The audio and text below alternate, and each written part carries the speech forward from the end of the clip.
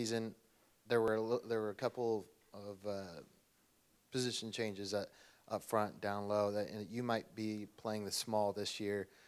How have you embraced that role in playing the 3 or 4? And what have you done to expand your game, whether it be 3-point shooting or mid-range, et cetera? Um, as far as just embracing that role, it's not a new position for me. I know my freshman year I came in and played mostly 3, so just dropping down and playing the 3, it wouldn't be too hard for me. And even if I have trouble playing that, I can always move back to the 4 and we can put Ja'Cory at the 3, or we can all run 3, 4, and 5. So it'll be pretty easy. And as far as what I did this offseason after coming off of my surgery, I really just worked on ball handling the most because that would be the the part of my game that had kind of taken a hit since I wasn't able to do anything with the ball for about 3 or 4 months.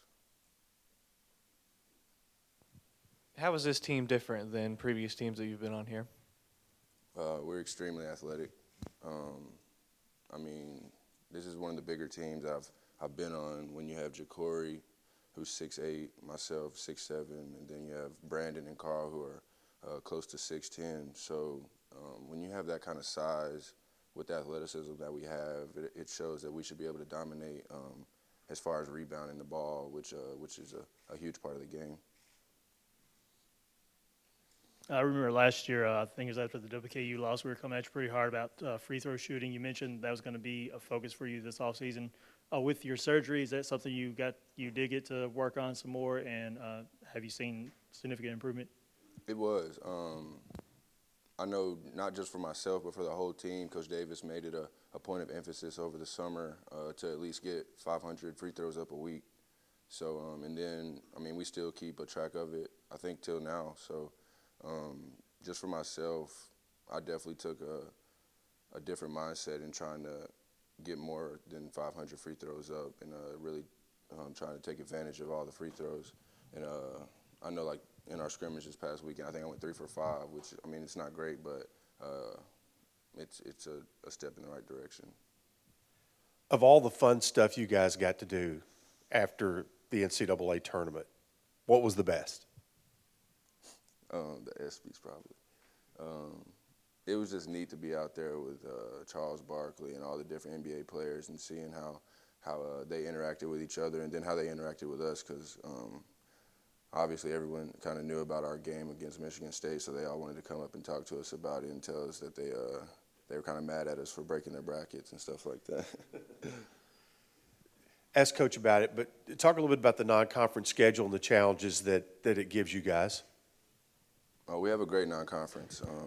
I know we go to VCU, play at Ole Miss. We have Vandy come in here, and then we play a good Toledo team. We play in the Nashville tournament. So anytime you have a good non-conference schedule with a chance to win all of those games, it puts you in a great position leading into the conference play and hopefully just getting national recognition. You're in practice every day. From your standpoint, who's made that jump, whether it be at the guard position or forward position, from last year, from the tournament to this year?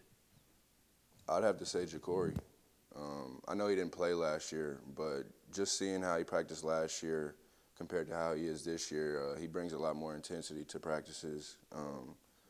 He's always one of the loudest guys, and you can always count on him to kind of uplift the team.